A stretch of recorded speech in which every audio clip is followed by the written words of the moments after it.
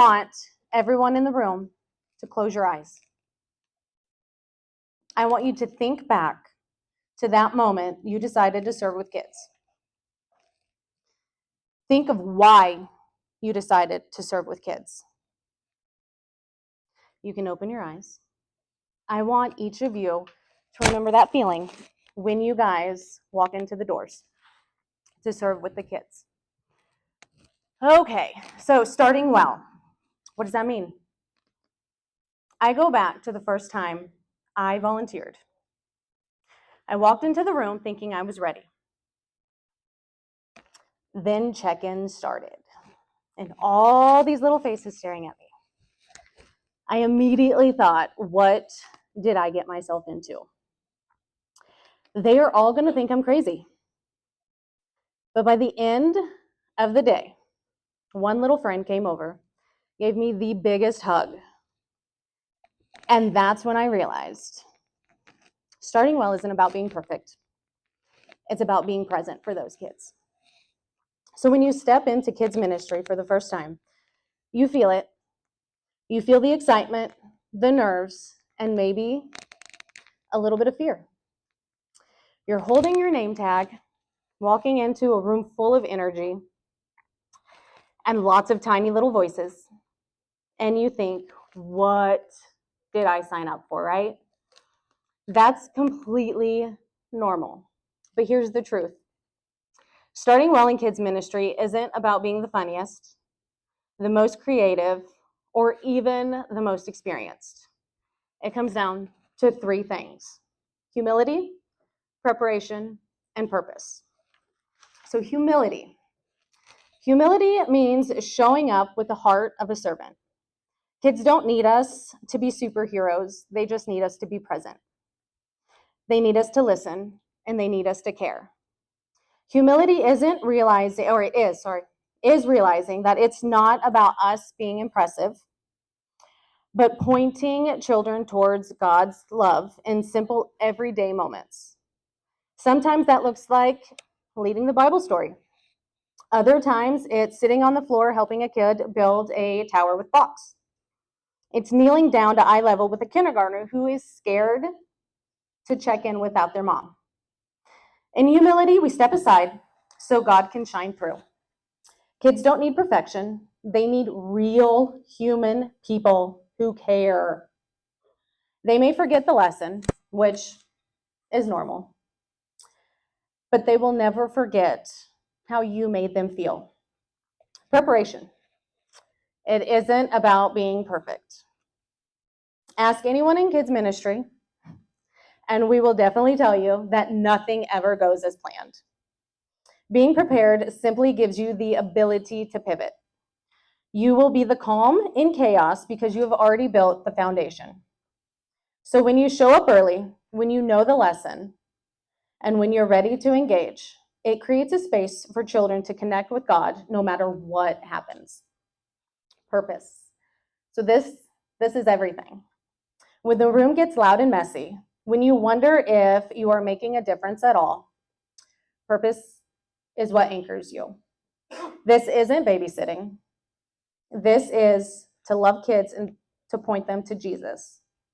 Every high five, every name remembered, and every whispered prayer, those are the seeds that you are all planting. You may never know the impact that you're making on each of those kids. So while you're here serving, take a deep breath. You don't need to be perfect. Just start with humility, because it's not about you, it's about the kids. Start with preparation, because kids deserve your best. Start with purpose, because what you do has impact. We carry these three. We don't just start well, we serve well. And the kids in our care, they won't just remember the crafts or the songs. They're going to remember how they felt loved, and through that love, they'll see Jesus. And that is how we all start well.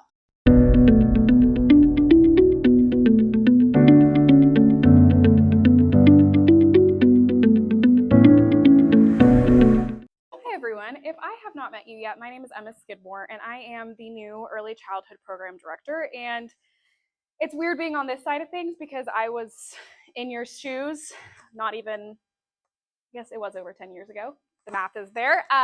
But I started out as a Resurrection Kids volunteer. I started out volunteering in early childhood underneath Amy Fulton for multiple years before I got hired onto nursery staff, and then I graduated. So I've been where you are, and now I'm on this side, and so I know what it's like to be a volunteer. I know the hours of time that you guys pour, the things you give up, the energy you put into it, and I just want you to know that it never goes unseen. So I'm going to talk about one of my favorite topics, because I am a former teacher, is curriculum. But how do we make curriculum relational? How do we use it as a tool to connect with kids? So we get curriculum every week. I know if you're in early childhood, I send out an email, you read over it or you don't. I know with elementary, they send out a little preview in their group chat, and some of you may skim over it. I know I have some volunteers who know it by heart. I have some that just walk in every week and look at it when they walk in the classroom. But the truth is, curriculum is only as powerful as the relationship behind it. So our role isn't just to teach kids a lesson. If we wanted to teach kids a lesson, we could throw on a video and they could hear a lesson and move on with their lives. Our role is to connect with the kids so we can lead them to a relationship with Jesus. Curriculum is a tool, but that connection piece is the bridge that makes it meaningful. The reality is, kids know when you care and they know when you don't. I don't know if you've ever walked into a classroom and just sensed chaos. It happens a lot downstairs. And it probably happens up here too, but you just walk in and like the air is thick and you're like, ooh, this is going to take some strong turning of the tides in order to get this to calm down. But the reality is, kids sense that too. Parents sense that. I know I've dropped my kid off in a crying, classroom. I know parents have, here comes a crying kid. We're like trying to get them in the door, and the next set of parents is like, ooh, do I want to leave my kid? Because you can sense chaos. But the reality is, there are things we can do to calm that chaos, because they're going to feed off of it. We know kids feed off of the chaos around them. So you don't have to be an expert teacher. You just have to know enough in order to lead them in a way that doesn't seem chaotic. You have to know enough of what's going on in order to be a strong leader. Does that mean you have to memorize the script? Absolutely not. Does it mean you need to know what's going on and maybe how the craft works or maybe what the lesson is really about? Yes, because the reality is, if you don't know what's going on, the kids can sense that. So the big piece behind this is, in order for curriculum to be meaningful, there has to be some sort of relationship behind it. They have to know you care. They don't want to sit there and do a worksheet if you don't care. They don't want to listen to what you have to say if you don't care. So if you don't know anything about my backstory, I was a teacher for a couple years. I taught 5th grade, and you're like, how'd you go from 5th grade to early childhood? I love them all. And so I was a 5th grade teacher for 2 years, and I remember both years that I was teaching, I had the 4th grade teachers come to me a couple weeks before school and go, let me give you the lowdown. And this is where they sat me down and ran through their list of kids, telling me who were the good kids, who were the distracted kids, and the stories behind each kid. And as a newer teacher, I just sat there and was like, I'm not taking anything you have to say to heart, because every single one of these kids deserves a blank slate, but you sit there and you nod. Okay. And this past year, I had a kid who the teacher came to me and she was like, she doesn't want to learn. She's not going to learn. She doesn't like math. She's not good at math, and she doesn't want to try. And that goes in one ear and out the other ear. But I was like, I wonder if that's really true. And so this kid came in and I gave her a blank slate, like I give every single one of these kids in my room. And what I did first was, I didn't care if they knew the math lesson on the first day of school. I really didn't care if they knew the lesson the first week. I prioritized connection. I said, okay, I need you to know that I care about you, so you care what I know. You care what I'm trying to teach you. And after about a month, she was thriving in math. She wanted to try. Did she struggle? Yes. But she knew that I cared, and she knew that I was coming to her with some sort of idea of what she should know. And because there was a relationship there, because she understood that I cared, she wanted to learn. And I had that girl's parents come to me and say, she has never even tried in math, but she can tell you care, and she grew and she loved math, because there has to be some sort of connection behind the curriculum. It has to be used as a tool. So teaching them every single thing in the curriculum to to the T is not necessarily our goal. It's a place to start. Because I know I love this part about teaching elementary is you could start talking about one thing and they just steer the conversation the other way, but you're still at the end talking about something important to them, right? You're still talking about them, and you can always steer it back to talking about what you were supposed to be talking about, but they know you care when when you try to make that connection with them. You're not just sitting there reading off of a piece of paper. They can sense that. So we need to prepare enough for us to be present and intentional. If you have no idea what's going on, you're just reading through that the moment you walk in, you're not going to be able to be present and intentional. And that's our goal. Because when we're present and intentional, then we can use that curriculum as a tool to connect with kids. And that's our goal, to connect with kids, because when we connect with them, then they see Jesus through us. I grew up in this church. I started going here when I was in middle school. I was super involved in students. I served over here as on staff. I was basically everywhere. I don't remember every lesson someone taught me. I don't even remember the themes of most things. But what I remember is the people who cared about me, the people who showed up, and the people who didn't make me feel like I was living in chaos. Because I wanted to be cared for when I stepped in here, and I wanted to learn things. And I can tell you that this place is the foundation of my faith. The people that were here pushed me to know Jesus. I don't know what half the lessons were about, but I know that people cared enough that I followed Jesus, so I did.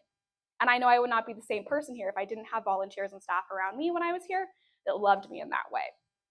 So these next weeks, don't just teach the curriculum. Use it as a bridge to make connections and be prepared enough to make it seem like you know what's going on, so they listen to you and they connect with you and they can learn about Jesus.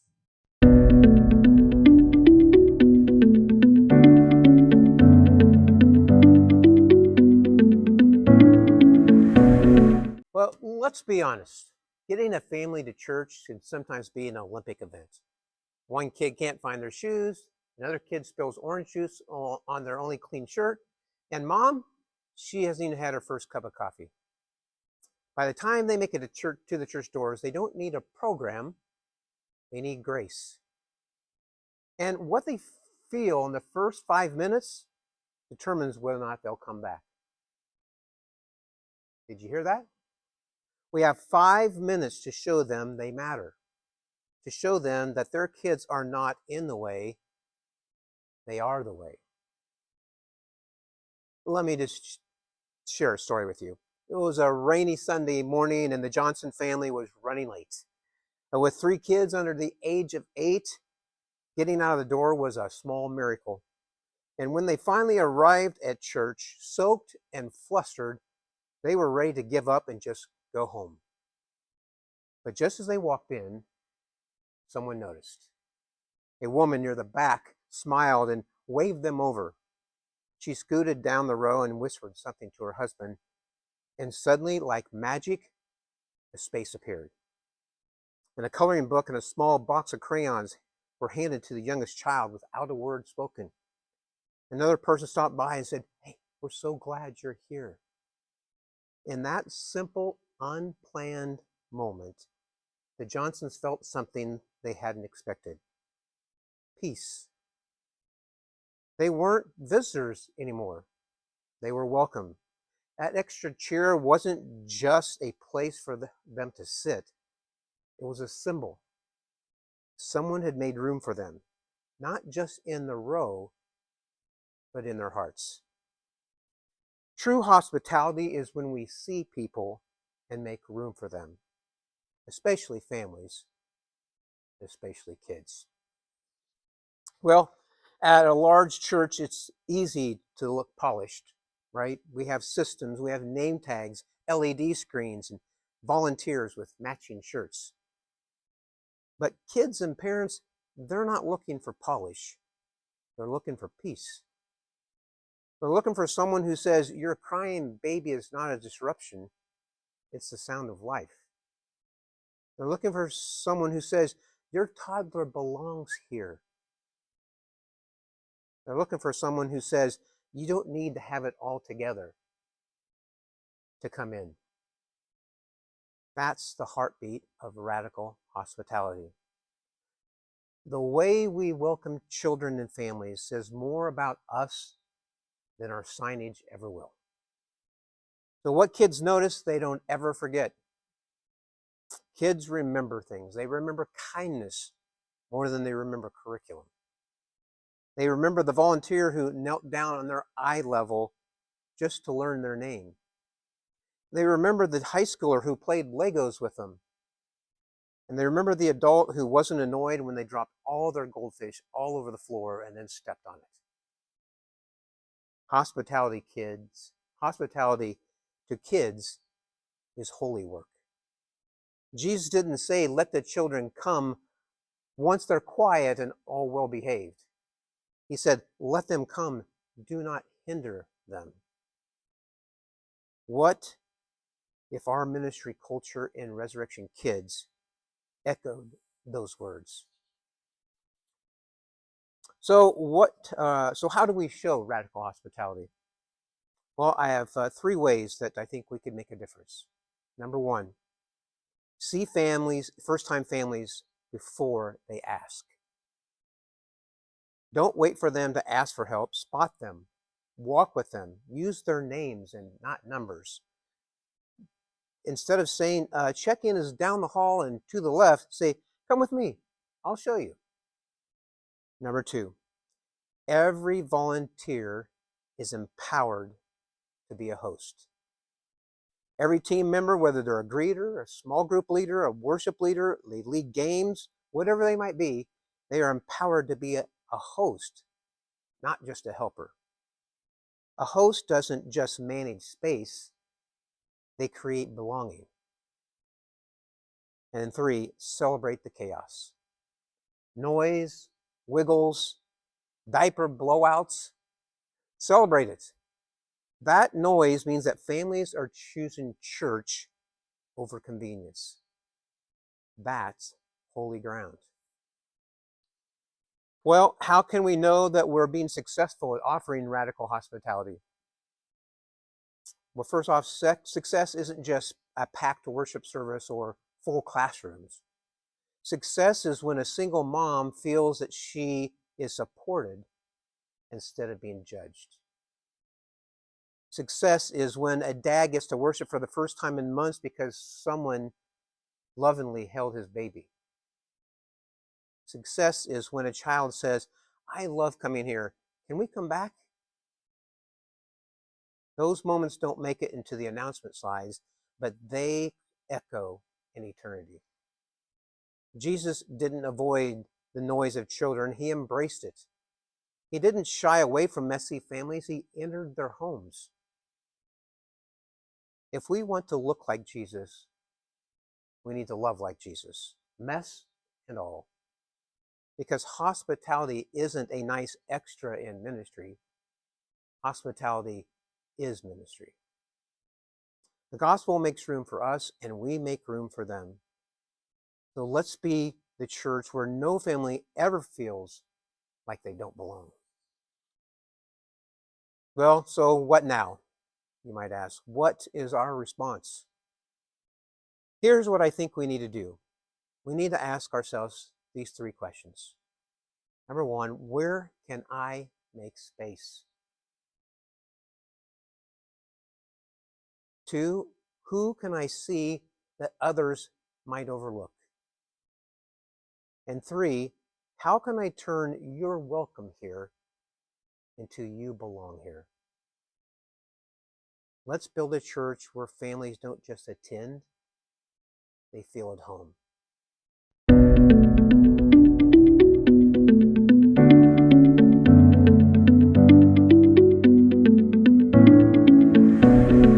My name is Nick, and I am the Leawood Location Kids Director, and I'm going to wrap up by talking about safety. All right.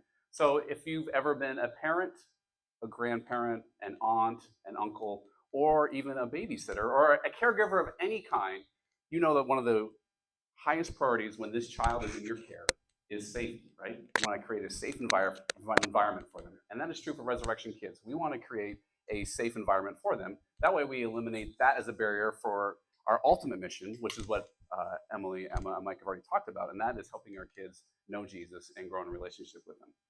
So creating a safe space in Resurrection Kids is absolutely vital. It's essential, right? And we all play a role in it. It's not just me who really loves to talk about safety all the time, but it's all of you. whether you're leading in a room or leading in a group. I think there are three things I want you to remember as you are working in Resurrection Kids for how you can provide a safe environment. All right. So the first one is watching out for their physical safety. Now, us on staff go through the rooms and making sure the rooms are safe, but you also can have those eyes open, making sure kids are staying physically safe. Some ideas would be like, if you're opening and closing a door during check-in and check-out, that you're watching to make sure that no fingers get in the doorway as doors are open or shut. You're checking the tables and activities in the room. Are they safe? Sometimes we see those things in a room or we don't see them, and because we are passing through all the rooms, the things that you'll notice that might, I don't know if that's safe. So being able to bring that up when you see that as well. All right, making sure you're not letting kids in your room run around with scissors, right? So that's not safe. Those types of things, okay? And we could go on and on and on. But our idea is that as room leaders, you are the first line of defense when it comes to safety. So we always want your eyes open. We always want you scanning the room. We always want you looking around for making sure that kids are safe, right? Another way you can kind of be watching out for that too is like, being attentive to kids, right? If there's a kid that is, getting frustrated or getting angry, you can feel like maybe they're not sure how they're going to control that, to be able to step in and intervene there as well. Another way that we can make sure that our kids are staying physically safe is, you hear me say this all the time, but be aware of where your red backpacks are in your room. So if you don't know where your red backpacks are, you need to be looking for those, because inside those backpacks are Band-Aids and other things to care for kids in case they get hurt or in a case that we need to evacuate or leave the room. Also, we want you to make sure that you're aware of what we do when there is severe weather. We're going down to our first floor interior rooms, just being aware of that, especially if it is severe weather season. Also, knowing what to do if there is a fire, right? Where do we evacuate? Where do we go? What do I need to get? Just having those things, having those key takeaways of what we need to do when those things happen, just kind of in the back of our mind so that we know what to do to keep our kids safe. And of course, if there's an intruder too, there's different steps that we take to go into lockdown and to know what are those things. Have I tried the locks on the doors that make sure that they are locked from the inside? So all those types of things that kind of keep us kids physically safe.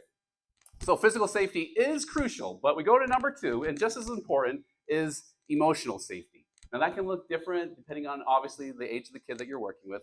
When I think of emotional safety, first for like upper elementary, I think of the idea of bullying, right? We want to be on the lookout for kids and how they talk to each other, how they're treating each other, how they're including each other. Even with younger kids who may not understand the concept of bullying, unkind words or exclusion can happen. Name calling, teasing, not sharing, or even leaving someone out can have a lasting impact, even if it seems harmless in the moment. So I think sometimes with emotional safety, it's maybe a little bit harder to prevent this behavior, but it's easier to redirect, right? So you might hear someone say something unkind, so right away you're redirecting, you're gently guiding them to use the words, to use their actions in a way that provides safety for everyone in that room.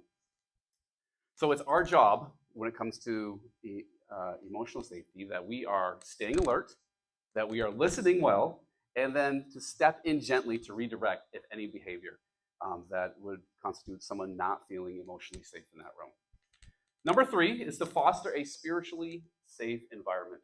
When we think of a safe place, we also want to think of it being spiritually safe as well. So once again, this looks different depending on the age of your kids that you're working with. Like for upper elementary, being open to tough questions, to having honest conversations. We should welcome tough questions about faith and not shut them down, because a lot of times that's how kids grow, is through the questions and thinking more strategically about faith. All right. For younger children, those who might be newer to church, spiritual safety can look like being mindful that kids may have never heard the word God or prayer or Bible and may not know what that means, right? And they may not know how to pray. They may not know how to look up a verse. And they may not even know who Methuselah is in the Bible.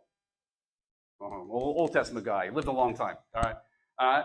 So it's also important to note, like, when we are mindful of these things, and not to be, not to force someone to pray in our room, like to ask a kid to pray, like to invite volunteers, or not to make people read scripture or just read out loud in front of everyone, because that just kind of could make them feel uncomfortable. So we just want to be aware of our kids' development, how they're growing and how they are growing in their faith, but also growing developmentally as well. So our role is to provide a safe and welcoming place for our kids to explore, learn, and grow in their relationship with God. So we can't guarantee complete safety, right?